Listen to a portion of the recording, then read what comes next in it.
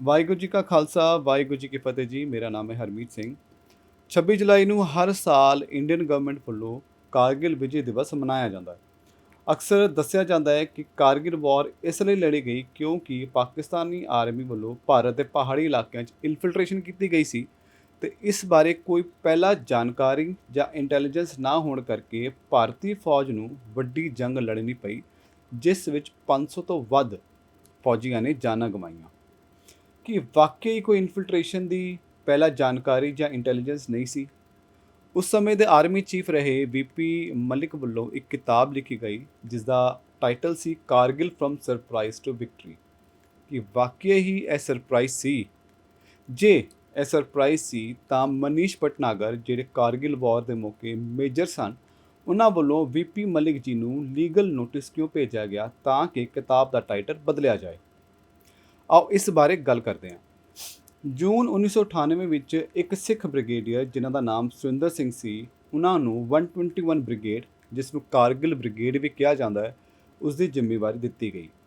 Brigade ਦੀ command ਲੈਣ ਤੋਂ ਬਾਅਦ ਉਹਨਾਂ ਵੱਲੋਂ ਸਾਥੀ ਅਫਸਰਾਂ ਨੂੰ ਇੰਟੈਲੀਜੈਂਸ ਮੈਪ ਬਾਰੇ ਪੁੱਛਿਆ ਗਿਆ ਤਾਂ ਸਾਥੀ ਅਫਸਰਾਂ ਨੇ ਮਨਾ ਕੀਤਾ। ਐਸ ਪਰ ਆਰਮੀ ਰੂਲ, ਹਰ ਇੱਕ ਫਾਰਵਰਡਿੰਗ ਕਮਾਂਡ ਵਿੱਚ ਇੰਟੈਲੀਜੈਂਸ ਮੈਪ ਦਾ ਹੋਣਾ ਜ਼ਰੂਰੀ ਹੈ। ਜਦੋਂ ਪੁੱਛਿਆ ਗਿਆ ਕਿ ਕਿਉਂ ਨਹੀਂ ਹੈ ਤਾਂ ਸਾਥੀ ਅਫਸਰ ਨੇ ਜਵਾਬ ਦਿੱਤਾ ਕਿ ਅਪਡੇਟਡ ਨਹੀਂ ਹੈ, ਕਿਉਂਕਿ ਉਹਨਾਂ ਮੁਤਾਬਕ ਜਿਹੜੀ ਇਨਫੋਰਮੇਸ਼ਨ ਆ ਰਹੀ ਸੀ ਉਹ ਅਨਕੋਰਬੋਰੇਟਡ ਤੇ ਅਨਕਨਫਰਮਡ ਸੀ। ਬ੍ਰਿਗੇਡੀਅਰ ਸੁਰਿੰਦਰ ਸਿੰਘ ਨੇ ਕਿਹਾ ਕਿ ਜੇ ਤੁਸੀਂ ਇੰਟੈਲੀਜੈਂਸ ਵੱਲੋਂ ਆ ਰਹੀ ਇਨਫੋਰਮੇਸ਼ਨ ਨੂੰ ਮੈਪ ਵਿੱਚ ਪਲਾਂਟ ਨਹੀਂ ਕਰੋਗੇ ਤੇ ਜਦੋਂ ਦੁਬਾਰਾ ਕੋਈ ਨਵੀਂ ਇਨਫੋਰਮੇਸ਼ਨ ਆਏਗੀ ਤਾਂ ਉਹਦੇ ਨਾਲ ਕੋਰਬੋਰੇਟਡ ਕਿੱਦਾਂ ਹੋਏਗਾ। ਇੰਟੈਲੀਜੈਂਸ ਮੈਪ ਦਰਅਸਲ ਇੱਕ ਰਿਪੋਰਟ ਹੁੰਦੀ ਹੈ ਜਿਸ ਵਿੱਚ ਸਮੇਂ ਸਿਰ ਇੰਟੈਲੀਜੈਂਸ ਤੋਂ ਆਈ ਡਿਟੇਲਸ ਨੂੰ ਅਪਡੇਟ ਕੀਤਾ ਜਾਂਦਾ ਹੈ, ਜਿਸ ਨਾਲ ਐਨਮੀ ਦੀ ਤਿਆਰੀ ਤੇ ਮੂਵਮੈਂਟ ਦੀ ਲੋਕੇਸ਼ਨ ਵਾਈਜ਼ ਪਤਾ ਲੱਗ ਸਕੇ। ਸੋ ਬ੍ਰਿਗੇਡੀਅਰ ਸੁਰਿੰਦਰ ਸਿੰਘ ਨੇ ਆਪਣੇ ਸਾਥੀ ਅਫਸਰਾਂ ਨੂੰ ਇਹਨੂੰ ਅਪਡੇਟ ਕਰਨ ਲਈ 2 ਤੋਂ 3 ਦਿਨ ਦਿੱਤੇ। 3 ਦਿਨ ਬਾਅਦ ਜਦੋਂ ਰਿਪੋਰਟ ਬਣਾਈ ਗਈ ਤਾਂ ਉਹਦੇ ਮੁਤਾਬਿਕ 9 ਲੋਕੇਸ਼ਨਸ ਤੋਂ ਐਰੋ ਇੰਡੀਆ ਵੱਲ ਸੀਗੇ, ਮੀਨਸ 9 ਲੋਕੇਸ਼ਨ ਤੋਂ ਦੁਸ਼ਮਣ ਦੇ ਆਉਣ ਦੀ ਪੋਸੀਬਿਲਿਟੀ ਦੱਸੀ ਗਈ ਸੀ ਤੇ ਐਂਟਰ ਕਰਨ ਲਈ ਰੈਡੀ ਸੀ। ਫਿਰ ਬ੍ਰਿਗੇਡੀਅਰ ਸੁਰਿੰਦਰ ਸਿੰਘ ਵੱਲੋਂ ਇਹ ਸਾਰੀ ਇਨਫੋਰਮੇਸ਼ਨ ਆਪਣੇ immediate boss major general VS ਬਦਵਾਰ ਨੂੰ ਦਿੱਤੀ ਗਈ ਤੇ ਕਿਹਾ ਗਿਆ ਕਿ ਇਹ ਬਹੁਤ ਸੀਰੀਅਸ ਮੈਟਰ ਹੈ ਤੇ ਜੇ ਇਹ ਇਨਫੋਰਮੇਸ਼ਨ ਕਰੈਕਟ ਹੈ ਤਾਂ ਮੈਨੂੰ ਐਕਸਟਰਾ ਟਰੂਪਸ ਦੀ ਤੇ ਇਕਵਿਪਮੈਂਟਸ ਦੀ ਲੋੜ ਹੈ, ਕਿਉਂਕਿ ਇੱਥੇ ਇਨਹਾਂਸਡ ਥ੍ਰੈਟ ਪਰਸੈਪਸ਼ਨ ਹੈ। ਬਿਕੋਜ਼ ਪਾਕਿਸਤਾਨ ਵੱਲੋਂ ਬਹੁਤ ਸਾਰੀ ਬਟਾਲੀਅਨਸ ਆ ਚੁੱਕੀਆਂ ਸੀ, ਰੇਕੀ ਕੀਤੀ ਜਾ ਰਹੀ ਸੀ, ਨਵੀਆਂ ਰੋਡਸ ਬਣਾਈਆਂ ਜਾ ਰਹੀਆਂ ਸੀ, ਪਾਕਿਸਤਾਨ ਦੇ ਸਕਰਦੂ 에ਅਰਫੀਲਡ 'ਚ F-16 ਨੇ ਲੈਂਡ ਕੀਤੇ ਜਾ ਰਹੇ ਸੀ, ਐਮੂਨੀਸ਼ਨ ਡੰਪਿੰਗ ਕੀਤੀ ਜਾ ਰਹੀ ਸੀ, UAV ਵੱਲੋਂ ਨਿਗਰਾਨੀ ਕੀਤੀ ਜਾ ਰਹੀ ਸੀ ਤੇ ਹੋਰ ਵੀ ਬਹੁਤ ਕੁਝ ਚੱਲ ਰਿਹਾ ਸੀ। ਇਹ ਸਾਰੀ ਇਨਫੋਰਮੇਸ਼ਨ ਇੰਟੈਲੀਜੈਂਸ ਵੱਲੋਂ 121 ਬ੍ਰਿਗੇਡ ਨੂੰ ਰਾਈਟਿੰਗ ਵਿੱਚ ਭੇਜੀ ਗਈ ਸੀ। ਐਕਸਟਰਾ ਟਰੂਪਸ ਤੇ ਇਕਵਿਪਮੈਂਟ ਦੀ ਡਿਮਾਂਡ ਬ੍ਰਿਗੇਡੀਅਰ ਸੁਰਿੰਦਰ ਸਿੰਘ ਲਗਾਤਾਰ 3 ਤੋਂ 4 ਦਿਨ ਕਰਦੇ ਰਹੇ, ਲੇਕਿਨ GS ਬਦਵਾਰ ਨੇ ਬਿਲਕੁਲ ਇਗਨੋਰ ਕਰ ਦਿੱਤਾ ਤੇ ਕੋਈ ਸੀਰੀਅਸ ਰਿਸਪੌਂਸ ਨਾ ਆਇਆ, ਕਿਉਂਕਿ ਉਸ ਵੇਲੇ ਜਨਰਲ VS ਬਦਵਾਰ ਲੇਹ ਵਿੱਚ ਇੱਕ ਜ਼ੂ ਮੀਨਸ ਚਿੜੀਆ ਘਰ ਤੇ ਲਾਈਟ ਐਂਡ ਸਾਊਂਡ ਮੈਮੋਰੀਅਲ ਬਣਵਾ ਰਹੇ ਸੀ, ਜਿਸ ਵੱਲ ਉਹਨਾਂ ਦੀ ਪ੍ਰਾਇੋਰਟੀ ਜ਼ਿਆਦਾ ਸੀ। ਬ੍ਰਿਗੇਡੀਅਰ ਸੁਰਿੰਦਰ ਸਿੰਘ ਵੱਲੋਂ ਲਗਾਤਾਰ ਬਾਰ-ਬਾਰ ਜਾ ਕੇ ਇਹ ਬਰੀਫਿੰਗ ਦਿੱਤੀ ਜਾ ਰਹੀਆਂ ਸੀ, ਇਸ ਦੀ ਸੀਰੀਅਸਨੈਸ ਦੱਸੀ ਜਾ ਰਹੀ ਸੀ, ਲੇਕਿਨ ਕਿਸੇ ਵੱਲੋਂ ਕੋਈ ਪੋਜ਼ਿਟਿਵ ਰਿਸਪੌਂਸ ਨਹੀਂ ਸੀ ਮਿਲ ਰਿਹਾ।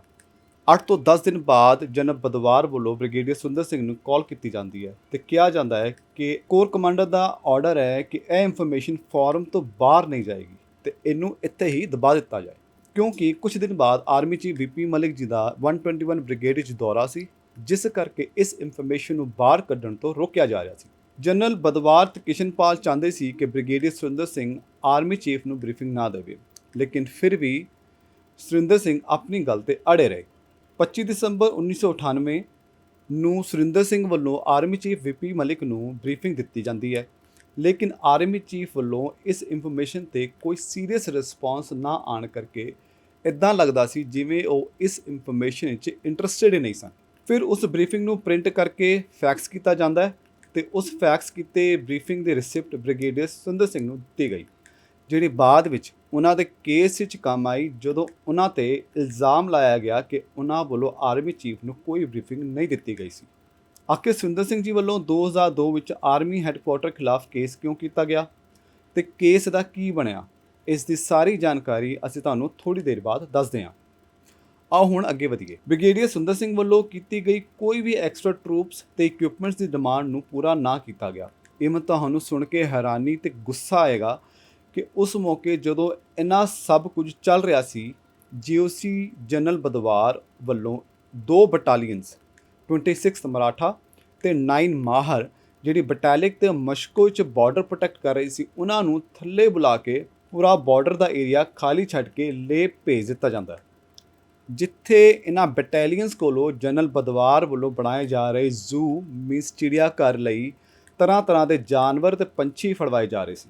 ਤੁਸੀਂ ਇਸ ਗੱਲ ਤੋਂ ਸਮਝ ਸਕਦੇ ਹੋ ਕਿ ਉਸ ਵੇਲੇ ਦੇ ਜੀਓਸੀ ਕੋਰ ਕਮਾਂਡਰਸ ਤੇ ਬਾਕੀਆਂ ਨੂੰ ਦੇਸ਼ ਦੀ ਪ੍ਰੋਟੈਕਸ਼ਨ ਨਾਲ ਕਿੰਨਾ ਕੁ ਮਤਲਬ ਸੀ। ਬ੍ਰਿਗੇਡੀਅਰ ਸੁੰਦਰ ਸਿੰਘ ਦੇ ਕਹਿਣ ਮੁਤਾਬਿਕ ਬੋਥ ਆਰਮੀ ਕਮਾਂਡਰਸ, ਏਅਰ ਚੀਫ ਮਾਰਸ਼ਲਸ ਤੇ ਹੋਰ ਕਈ ਆਰਮੀ ਹੈਡਸ ਵੱਲੋਂ 15 ਕਾਪ ਵਿੱਚ ਵਿਜ਼ਿਟ ਕੀਤੀ ਗਈ ਤੇ ਸੇਮ ਬਰੀਫਿੰਗ ਉਹਨਾਂ ਵੱਲੋਂ ਸਾਰਿਆਂ ਨੂੰ ਦਿੱਤੀ ਗਈ, ਲੇਕਿਨ ਕਿਸੇ ਨੇ ਕੋਈ ਰਿਸਪੌਂਸ ਨਹੀਂ ਦਿੱਤਾ। ਇੱਦਾਂ ਲੱਗਦਾ ਸੀ ਜਿਵੇਂ ਸਾਰੇ ਬਲਿੰਕਰਸ ਮੀਨ ਟਕਟਕੀ ਲਗਾ ਕੇ ਘੁੰਮ ਰਹੇ ਸੀ ਤੇ ਉਹਨਾਂ ਨੂੰ ਕੋਈ ਮਤਲਬ ਹੀ ਨਹੀਂ ਸੀ। ਬ੍ਰਿਗੇਡੀਅਰ ਸੁੰਦਰ ਸਿੰਘ ਇੱਕ ਇੰਟਰਵਿਊ 'ਚ ਦੱਸਦੇ ਨੇ ਕਿ ਜਦੋਂ ਮੈਂ 121 ਇਨਫੈਂਟਰੀ ਬ੍ਰਿਗੇਡ ਦੀ ਕਮਾਂਡ ਲੈਣ ਜਾ ਰਿਹਾ ਸੀ ਤਾਂ ਰਸਤੇ ਵਿੱਚ ਚੰਨੀਗੜ੍ਹ ਏਰੀਆ ਦੇ ਕੋਲ 6-7 ਕਿਲੋਮੀਟਰ ਦਾ ਸਟ੍ਰੈਚ ਸੀ। ਜਦੋਂ ਉੱਥੋਂ ਲੰਘਣ ਲੱਗੇ ਤਾਂ ਨਾਲ ਦਾ ਫੌਜੀ ਕਹਿੰਦਾ, ਸਰ ਇਸ ਪਹਾੜ से बहुत ज़्यादा फायर आता है, यहाँ पाकिस्तान का तकरीबन 100 ਬੰਕਰ ਬਣਾ हुआ है।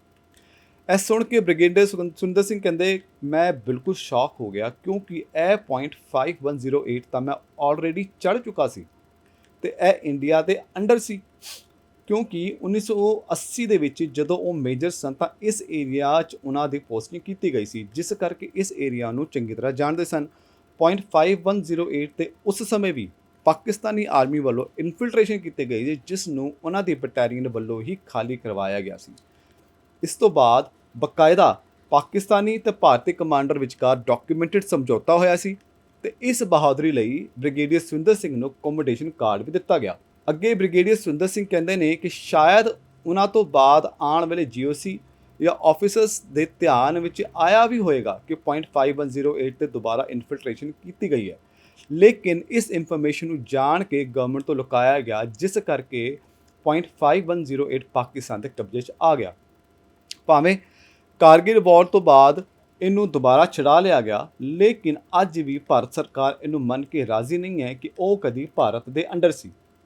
ਜਦੋਂ ਬ੍ਰਿਗੇਡੀਅਰ ਸੁੰਦਰ ਸਿੰਘ ਵੱਲੋਂ ਆਪਣੇ 3 ਡੈਕੋਰੇਸ਼ਨਸ ਇੰਕਲੂਡਿੰਗ ਕਮੋਡੇਸ਼ਨ ਕਾਰਡ ਦੀ ਕਾਪੀ ਲੈਣ ਲਈ ਆਰਟੀਏ ਪਾਈ ਗਈ ਤਾਂ ਬਾਕੀ 2 ਵਿਸ਼ਿਸ਼ਟ ਸੇਵਾ ਮੈਡਲ ਤੇ ਸੈਨਾ ਮੈਡਲ ਗਲੈਂਟਰੀ ਦੀ ਡਿਟੇਲਸ ਤਾਂ ਦੇ ਦਿੱਤੀ ਗਈਆਂ, ਲੇਕਿਨ ਪੁਆਇੰਟ 5108 ਉੱਪਰ ਕੀਤੇ ਗਏ ਐਕਸ਼ਨ ਬਾਰੇ ਕਮੋਡੇਸ਼ਨ ਕਾਰਡ ਦਾ ਇਹ ਬਹਾਨਾ ਪਾਇਆ ਗਿਆ ਕਿ ਇਹ ਇਨਫੋਰਮੇਸ਼ਨ ਆਰਟੀਆਈ 'ਚ ਅਵੇਲੇਬਲ ਹੀ ਨਹੀਂ ਹੈ। ਸ਼ਾਇਦ ਗਵਰਨਮੈਂਟ ਇਸ ਸੱਚ ਨੂੰ ਜਾਣ ਕੇ ਲੁਕਾਉਣਾ ਚਾਹੁੰਦੀ ਹੈ, ਕਿਉਂਕਿ ਇਸ ਨਾਲ ਟੌਪ ਲੀਡਰਸ਼ਿਪ ਦਾ ਸੱਚ ਸਾਹਮਣੇ ਆ ਸਕਦਾ ਹੈ। ਬ੍ਰਿਗੇਡੀਅਰ ਸੁੰਦਰ ਸਿੰਘ ਮੁਤਾਬਕ ਆਰਮੀ ਚੀਫ ਵੀਪੀ ਮਲਿਕ ਦੇ ਪੀਰੀਅਡ ਵਿੱਚ ਸਭ ਤੋਂ ਜ਼ਿਆਦਾ ਟੈਕਟੀਕਲ ਪੋਜੀਸ਼ਨ ਦੁਸ਼ਮਣ ਵੱਲੋਂ ਕਬਜ਼ਾ ਕੀਤੀ ਗਈਆਂ ਤੇ ਇਸ ਬਾਰੇ ਲੋਕਾਂ ਤੇ ਸਰਕਾਰ ਕੋਲ ਜਾਣ ਕੇ ਲੁਕਾਇਆ ਗਿਆ।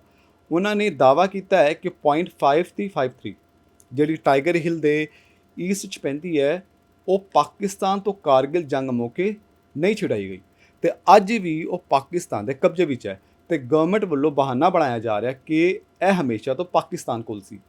ਤੁਹਾਨੂੰ ਕੁਝ ਫੀਲ ਹੋਇਆ ਕਿ ਸਿਮਿਲਰ ਤਰ੍ਹਾਂ ਦਾ ਇਨਸੀਡੈਂਸ ਕੁਝ ਸਮਾਂ ਪਹਿਲੇ ਵੀ ਹੋਇਆ ਸੀ, ਜਦੋਂ ਚਾਈਨਾ ਵੱਲੋਂ ਪੈਂਗੋਂਗ ਦੇ ਨੇੜੇ ਇੱਕ ਇੰਡੀਆ ਦੀ ਸਟ੍ਰੈਟੇਜਿਕ ਪੋਜੀਸ਼ਨ ਤੇ ਕਬਜ਼ਾ ਕਰ ਲਿਆ ਗਿਆ ਤਾਂ ਪ੍ਰਧਾਨ ਮੰਤਰੀ ਮੋਦੀ ਸਾਹਿਬ ਵੱਲੋਂ ਪਬਲਿਕਲੀ ਕਿਹਾ ਗਿਆ, ਨਾ ਕੋਈ ਆਇਆ ਨਾ ਕੋਈ ਘੁਸਾ, ਜਦ ਕਿ ਬਹੁਤ ਸਾਰੇ ਆਰਮੀ ਅਫੀਸ਼ੀਅਲਸ, ਐਕਸਪਰਟਸ ਤੇ ਆਪੋਜੀਸ਼ਨ ਵੱਲੋਂ ਲਗਾਤਾਰ ਕਿਹਾ ਗਿਆ ਕਿ ਚਾਈਨਾ ਵੱਲੋਂ ਇੰਡੀਅਨ ਟੈਰੀਟਰੀ ਤੋਂ ਉੱਤੇ ਕਬਜ਼ਾ ਕੀਤਾ ਗਿਆ, ਪਰ ਸਰਕਾਰ ਇਸ ਤੋਂ ਇਨਕਾਰ ਕਰਦੀ ਆ ਰਹੀ ਹੈ। ਬ੍ਰਿਗੇਡੀਅਰ ਸੁੰਦਰ ਸਿੰਘ ਵੱਲੋਂ ਜਦੋਂ ਲਗਾਤਾਰ ਜੀਓਸੀ ਨੂੰ ਪੁਸ਼ ਕੀਤਾ ਗਿਆ, ਜੀਓਸੀ ਬਦਵਾਰ ਜੀ ਨੂੰ ਪੁਸ਼ ਕੀਤਾ ਗਿਆ, ਤਾਂ ਵਾਰ ਗੇਮ ਖੇਡਣ ਲਈ ਡਿਸਾਈਡ ਹੋਇਆ, ਜਿਹੜੀ ਆਰਮੀ ਵੱਲੋਂ ਰੂਟੀਨ ਪ੍ਰੈਕਟਿਸ ਵਿੱਚ ਕੀਤਾ ਜਾਂਦਾ ਹੈ ਕ੍ਰਿਟੀਕਲ ਸਿਚੁਏਸ਼ਨਸ ਨੂੰ ਸਮਝਣ ਲਈ। ਤੇ ਇਸ ਦੀ ਲਈ ਇੱਕ ਪ੍ਰੈਜੈਂਟੇਸ਼ਨ ਦੇਣ ਲਈ ਉਹਨਾਂ ਨੂੰ ਲੇਹ ਬੁਲਾਇਆ ਗਿਆ, ਜਿਹੜੀ 16 ਗ੍ਰੇਨੇਡੀਅਰਸ ਦੇ ਹੈੱਡਕੁਆਰਟਰ 'ਚ ਹੋਈ ਤੇ ਇਸ ਦਾ ਨਾਂ ਆਪਰੇਸ਼ਨ ਜਾਂਚ ਰੱਖਿਆ ਗਿਆ। ਇਸ ਵਾਰ ਗੇਮ ਦਾ ਜਦੋਂ ਰਿਜ਼ਲਟ ਆਇਆ ਤਾਂ ਉਸ ਵਿੱਚ ਜਿਹੜੇ ਵੀ ਏਰੀਆ ਜਾਂ ਪੁਆਇੰਟ ਤੇ ਐਕਸਟਰਾ ਟਰੂਪਸ ਤੇ ਬੰਕਰ ਬਣਾਉਣ ਦੀ ਲੋੜ ਸਮਝੀ ਗਈ, ਉਹ ਸਭ ਕੁਝ ਲਿਖਿਆ ਗਿਆ ਤੇ ਉਹ ਸਾਰੀ ਇਨਫੋਰਮੇਸ਼ਨ ਨੂੰ ਮੈਂਸ਼ਨ ਕੀਤਾ ਗਿਆ ਜਿਹੜੀ ਇੰਟੈਲੀਜੈਂਸ ਵੱਲੋਂ ਆ ਰਹੀ ਸੀ। ਈਵਨ ਇਹ ਵੀ ਨੋਟਿਸ ਕੀਤਾ ਗਿਆ ਕਿ ਕੁਝ ਪੁਆਇੰਟਸ ਤੇ ਚਾਈਨੀਜ਼ ਟਰੂਪਸ ਵੱਲੋਂ ਗਨਸ ਇਸਟੈਬਲਿਸ਼ ਕੀਤੀਆਂ ਗਈਆਂ ਸੀ। ਜੀ ਹਾਂ, ਕਾਰਗਿਲ ਮੌਕੇ ਚਾਈਨੀਜ਼ ਵੱਲੋਂ ਪਾਕਿਸਤਾਨ ਦੀ ਹੈਲਪ ਕੀਤੀ ਗਈ ਸੀ ਤੇ ਕੁਝ ਪੋਜੀਸ਼ਨਸ ਤੇ ਉਹਨਾਂ ਵੱਲੋਂ ਆਰਟਿਲਰੀ ਗਨਸ ਵੀ ਲਗਾਈਆਂ ਗਈਆਂ ਸੀ, ਜਿਸ ਦਾ ਜ਼ਿਕਰ ਕਾਰਗਿਲ ਰਿਵਿਊ ਕਮੇਟੀ ਰਿਪੋਰਟ ਵਿੱਚ ਵੀ ਕੀਤਾ ਗਿਆ। ਫਾਈਨਲੀ 3 ਮਈ 1999 ਨੂੰ ਕਾਰਗਿਲ ਵਾਰ ਆਫੀਸ਼ੀਅਲੀ ਸਟਾਰਟ ਹੋ ਜਾਂਦੀ ਹੈ ਤੇ ਜਿਹੜੇ ਵੀ ਇਲਾਕਿਆਂ ਤੇ ਐਨਮੀ ਵੱਲੋਂ ਇਨਫਿਲਟ੍ਰੇਸ਼ਨ ਦੀ ਗੱਲ ਇਸ ਵਾਰ ਗੇਮ ਦੇ ਵਿੱਚ ਰਿਪੋਰਟ ਕੀਤੀ ਗਈ ਸੀ, ਉਹ ਐਗਜ਼ੈਕਟ ਉੱਦਾਂ ਹੀ ਹੋਈ। ਇਹਨਾਂ ਕੁਝ ਹੋਣ ਤੋਂ ਬਾਅਦ ਵੀ 9 ਜੂਨ 1999 ਨੂੰ ਬ੍ਰਿਗੇਡੀਅਰ ਸੁਰਿੰਦਰ ਸਿੰਘ ਨੂੰ ਕੋਈ ਵੀ ਰੀਜ਼ਨ ਦਿੱਤੇ ਬਿਨਾਂ ਉਹਨਾਂ ਦੇ ਕਮਾਂਡ ਤੋਂ ਹਟਾ ਦਿੱਤਾ ਗਿਆ ਤੇ 15 ਕੌਪ ਦੇ ਸ਼੍ਰੀਨਗਰ ਹੈੱਡਕੁਆਟਰ 'ਚ ਹਾਜ਼ਰ ਹੋਣ ਲਈ ਕਿਹਾ ਗਿਆ।